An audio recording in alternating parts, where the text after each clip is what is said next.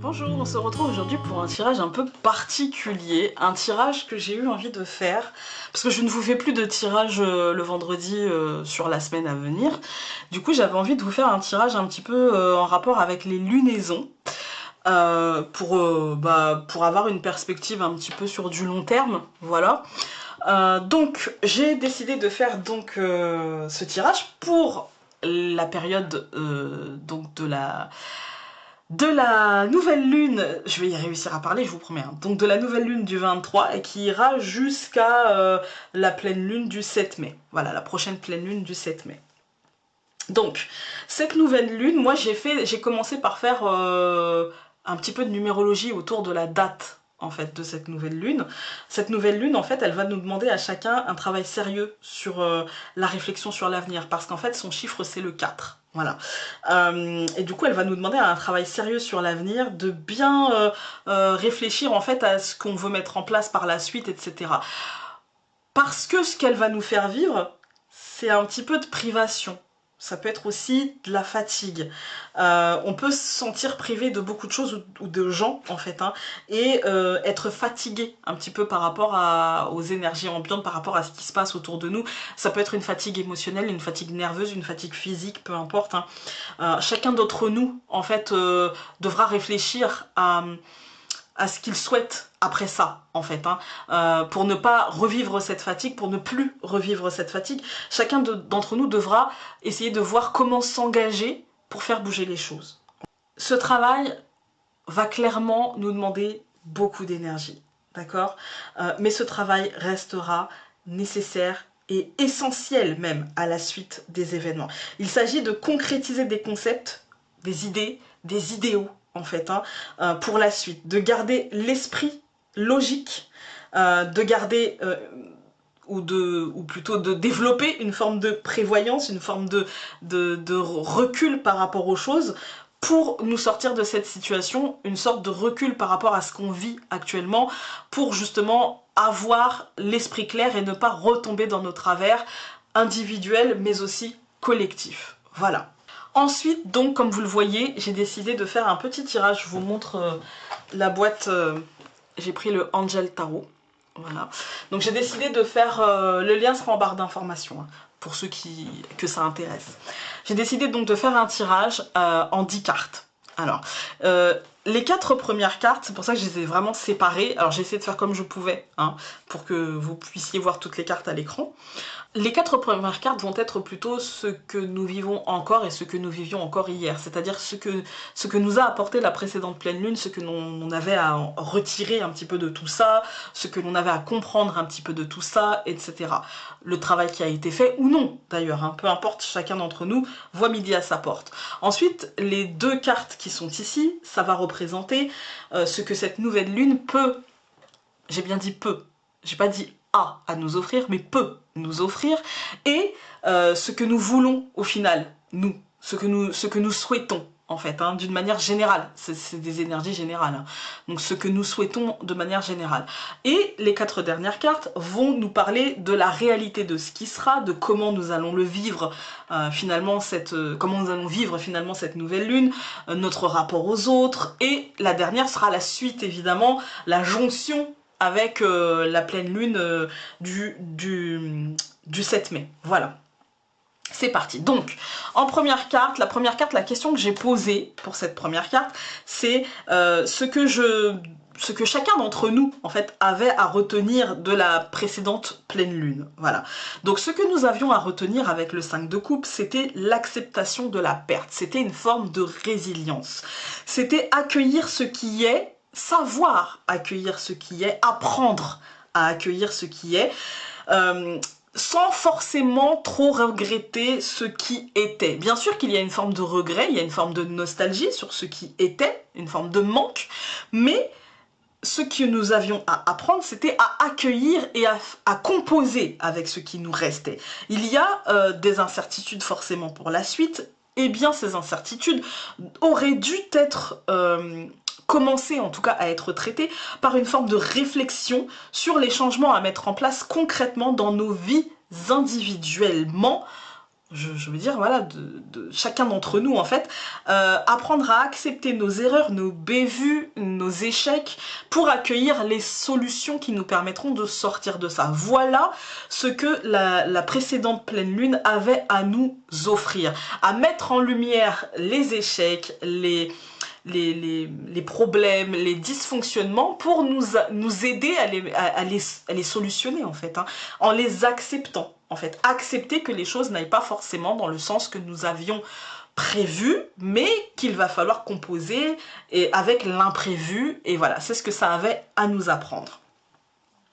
Émotionnellement, j'ai posé la question pour la deuxième carte. Qu'est-ce que j'avais à en apprendre ou à en retenir émotionnellement, en fait, hein, c'était le valet de denier. Alors, ici, le Page of Pentacle, parce qu'il est en anglais. Je tiens à préciser pour ceux que ça intéresse.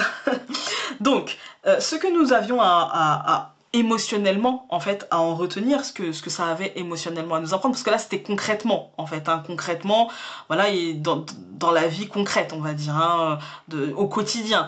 Dans notre fort intérieur, en fait, ce qu'il aurait fallu en retenir, c'est que tout ceci ne doit pas nous empêcher de nous lancer. D'accord, de nous lancer dans ce qui compte, d'en mettre en place des stratégies pour travailler pour la suite, pour ce qui nous tient à cœur pour la suite.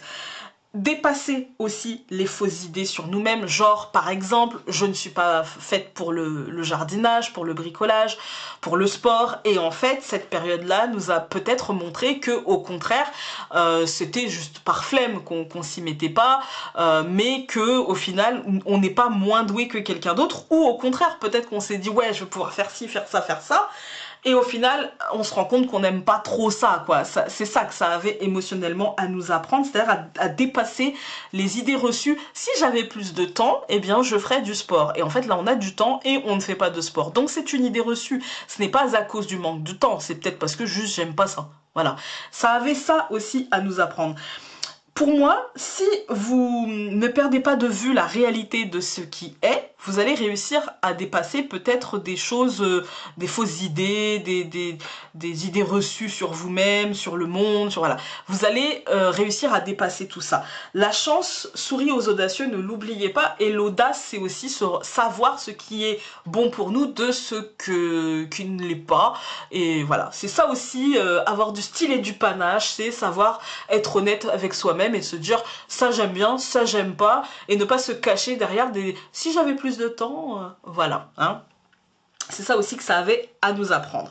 La troisième question, donc avec la troisième carte, la troisième question c'était comment je l'ai vécu réellement, en fait, émotionnellement. Parce que ça, c'est ce que ça avait à nous apporter, ce que ça avait à nous apprendre. Est-ce que j'ai réussi à apprendre ce que j'avais à apprendre?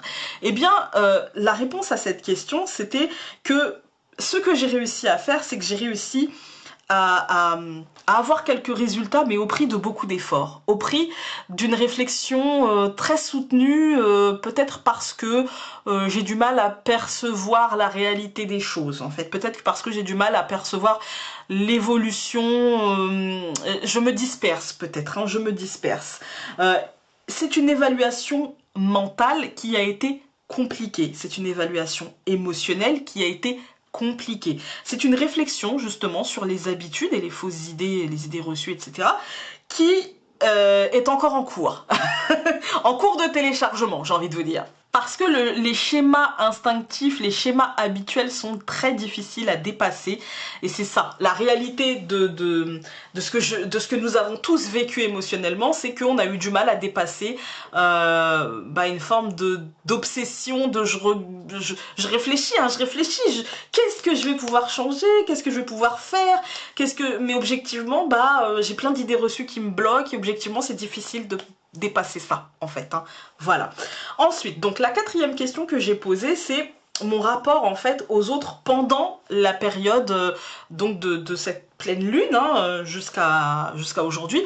Quel a été mon rapport aux autres? Et nous avons eu le roi de bâton qui nous parle d'autoritarisme, qui nous parle d'une attitude de j'ai raison quoi qu'il arrive, je suis donneur d'ordre, c'est moi qui décide, c'est un petit peu capricieux.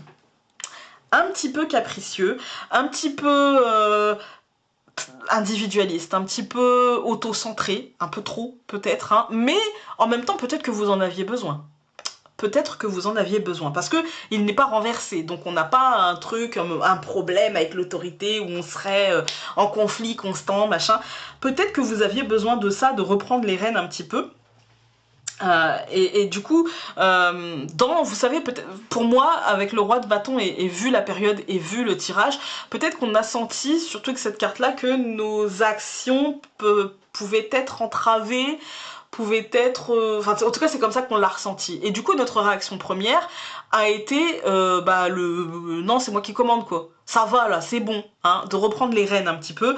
Donc, voilà, le rapport aux autres a pu être un peu compliqué, où on a pu être amené à rencontrer quelqu'un un petit peu trop autoritaire, à vivre avec quelqu'un qui aurait raison même quand il a tort, qui ferait des monologues interminables sur des sujets où on dit oui mais non mais t'as raison, je suis d'accord, et puis ça se terminerait jamais parce qu'il a besoin de dire ce qu'il pense, parce que de faire finalement de faire son chef, quoi, de faire le chef, voilà. Peut-être qu'on a aussi été confronté à ça, mais peut-être qu'on a aussi été comme ça, parce que là c'est le rapport aux autres. Donc c'est la liaison entre vous et l'autre. Est-ce que c'est vous? Est-ce que c'est l'autre? Est-ce que c'est les deux? Peut-être. Voilà. La cinquième carte, donc la question que j'ai posée, c'est qu'est-ce que, parce que là on rentre dans le vif du sujet, qu'est-ce que cette nouvelle lune qui arrive peut m'offrir? Voilà. Alors là, c'est d'une manière générale, d'accord? Parce qu'après, on va aller demander, en fait, la réalité clairement, sur cette carte-là, la réalité clairement de ce qui se fera. En fait, hein. Là, c'est qu'est-ce qu'elle peut m'offrir, d'accord? Qu'est-ce qu'elle peut m'offrir? Donc, qu'est-ce qu'elle peut nous offrir? Hey, elle peut nous offrir la roue de fortune, les amis. La roue de fortune, ça nous dit quoi? Ça nous dit le changement, en fait, l'évolution. Ça nous dit qu'une page se tourne, ça nous dit qu'il y a comme une nouvelle aventure, comme il y a comme un nouveau chapitre, qu'il y a comme de nouvelles possibilités, c'est un renouveau, en fait, c'est un renouveau, c'est paf, la roue se met en mouvement et le changement est en marche, c'est le commencement d'autre chose. Ce changement dont je vous dis qu'il se met en marche, il sera assez important, d'accord? La seule chose constante de cette carte, et donc de la vie, c'est le changement. En fait, hein. La seule chose constante, c'est le changement, c'est l'inconstance de la vie. Voilà. Elle n'est pas renversée, on peut penser que le changement sera positif, d'accord? Qu'on va réussir à guider cette roue et à guider ce changement. Si elle avait été renversée, on aurait pu être embarqué par ce changement, on aurait pu être finalement pris dans le mouvement de ce changement et oui, il aurait fallu trouver une adaptabilité. Là, la roue est droite, donc on sera peut-être même moteur de ce changement. Il y a comme peut-être un réveil de quelque chose où on se dit, bah voilà, maintenant, j'ai besoin que les choses changent, j'ai besoin que les choses avancent, j'ai besoin que cette période se termine, j'ai besoin d'un recommencement. Et bien bingo, en fait, hein, cette nouvelle lune peut nous apporter justement ce souffle d'air frais. Ensuite, donc, la sixième question, donc avec la sixième carte, c'était ce que je veux réellement de ça, ce que j'attends réellement de ça au fond de moi. Eh bien, nous avons eu la reine de bâton. Qu'est-ce que nous voulons avoir clairement? Eh bien, nous voulons avoir justement une vue claire sur les possibilités à l'avenir, une vue dégagée sur ce qui sera possible, sur les opportunités qui seront là, sur quelles sont les actions à mettre en place par la suite pour justement aider cette roue encore à avancer un peu plus vite et pour reprendre le contrôle sur les choses. Comment je peux devenir acteur? Comment je peux... Voilà ce que nous attendons, en fait. Voilà ce que nous voulons. Nous voulons de l'action, nous voulons être acteurs, nous voulons être à la manœuvre, nous voulons comprendre les choses, nous voulons être force de direction. Voilà. Ensuite, donc, la septième carte, comme je vous ai dit, c'est ce qui sera réellement, d'accord? Ce qui sera réellement, et là on a les deniers, donc on voit bien que c'est l'argent ou le relationnel, d'accord? Ce qui sera réellement, c'est une forme d'obsession. Voilà, dans nos vies personnelles, il y aura une forme d'obsession par rapport au professionnel, par rapport, parce que bon, voilà ce que je veux aussi, hein, par rapport à l'argent, voilà, par rapport au relationnel, une obsession de contrôle qui sera à son paroxysme. Les conversations, vos pensées, vos échanges ne concerneront que cela, d'accord? Vous avez un renouveau et du coup ce renouveau vous prend tout votre esprit, vous prend toute votre énergie. C'est un renouveau qui se présente à vous, mais du coup, dans ce renouveau, vous avez la manœuvre à faire. Vous avez besoin même d'être à la manœuvre et de prouver, ou de vous prouver surtout, même avant tout, que vous pouvez y arriver et que vous pouvez gérer les choses. Voilà, attention toutefois à ne pas, si c'est relationnel, à ne pas vouloir gérer les gens. En fait, attention à ne pas vouloir prendre en charge. Voilà, c'est le bémol. Mais tout ce qui est financier, professionnel, etc., vous allez savoir gérer, vous allez pouvoir mettre du renouveau. Et attention juste à ce que l'obsession soit... Enfin, à ce que l'attention ne tourne pas à l'obsession. Essayez d'équilibrer entre obsession et attention. Voilà. Ensuite, donc, la 8e question, c'était l'état d'esprit dans lequel nous serons, bien sûr qui sera lié à ce qui sera réellement, évidemment, d'accord? Donc, l'état d'esprit dans lequel on va être par rapport à ça. Et l'état d'esprit dans lequel on va se trouver, c'est la maison Dieu, les amis. Alors, c'est le bordel. C'est-à-dire, quand je vous dis c'est le bordel, la maison Dieu n'est pas toujours mauvaise, d'accord? Elle n'est pas toujours mauvaise. Et là, elle n'est pas, à mon sens, elle n'est pas mauvaise. Elle nous dit juste que, à l'intérieur de nous, même si on aura, voilà, c'est peut-être ça aussi l'obsession. L'obsession de, voilà. On aura, parce que ça, c'est ce que ça peut nous apporter, potentiellement, et ce qu'on veut, en fait. Hein. Voilà, ce qu'on aimerait. Tirer les marrons du feu, voilà, ce qu'on voudrait. Et bien là, la maison Dieu, elle nous dit que ce qui va nous habiter, c'est le chaos, c'est la peur, c'est une forme de... Il va falloir déconstruire pour reconstruire des schémas qui ont été précédemment intégrés, qui nous ont servi, etc.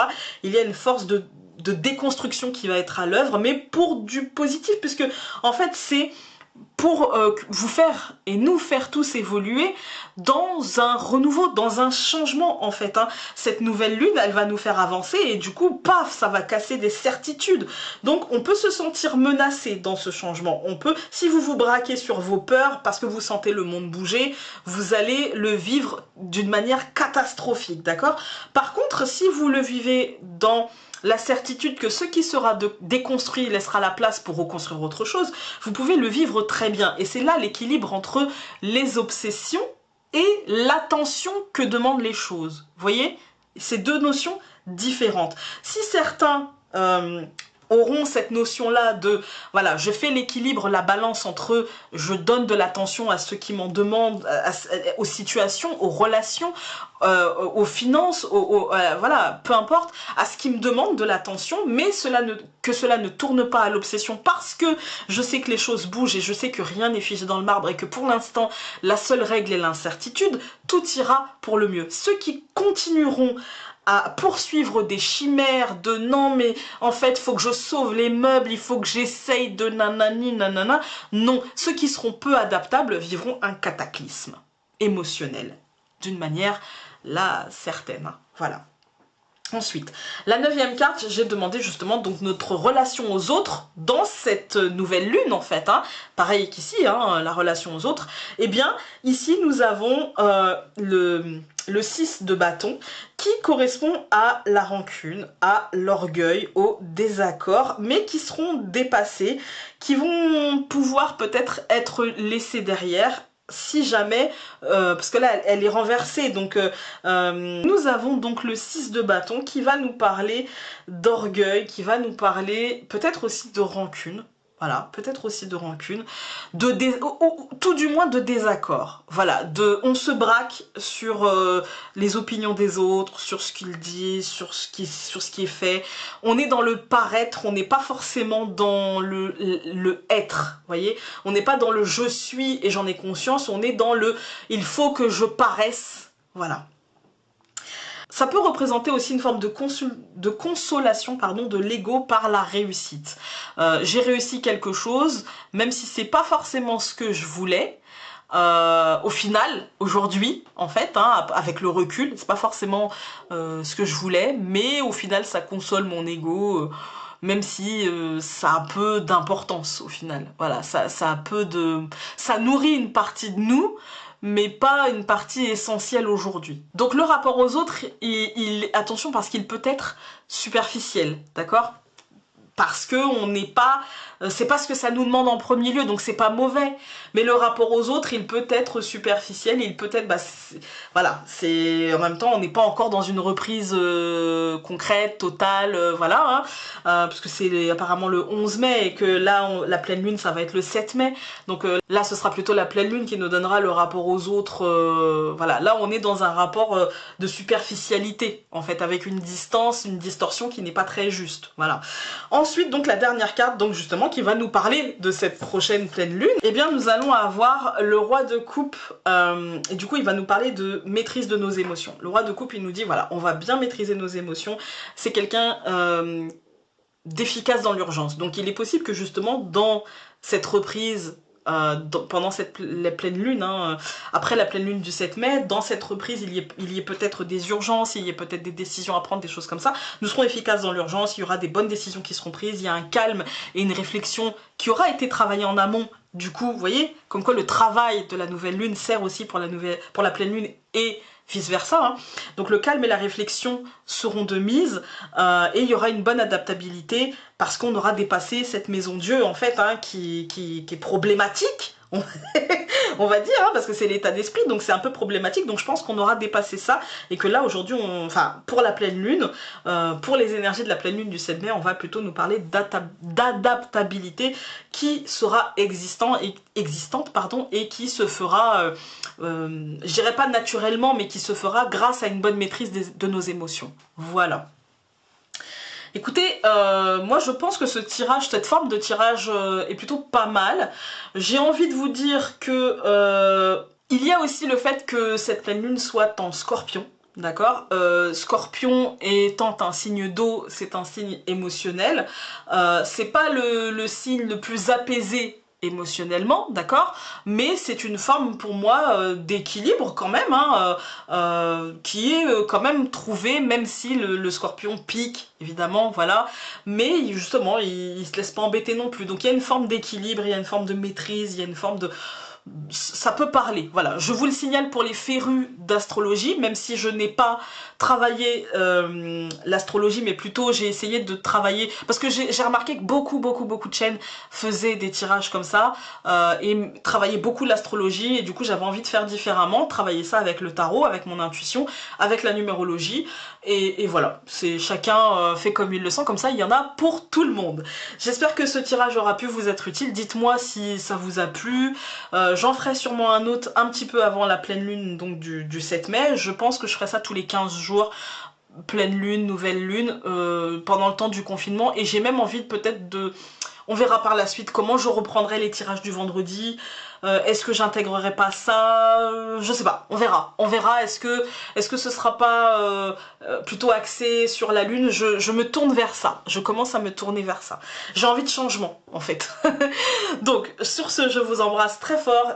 N'hésitez pas vraiment à vous servir des commentaires pour me dire, voilà, si ça vous a plu, si ça vous manque d'avoir une petite carte oracle, enfin peu importe, hein, dites-moi ce que vous en pensez. Je vous embrasse très fort et on se dit à très vite pour un nouveau tirage. Salut!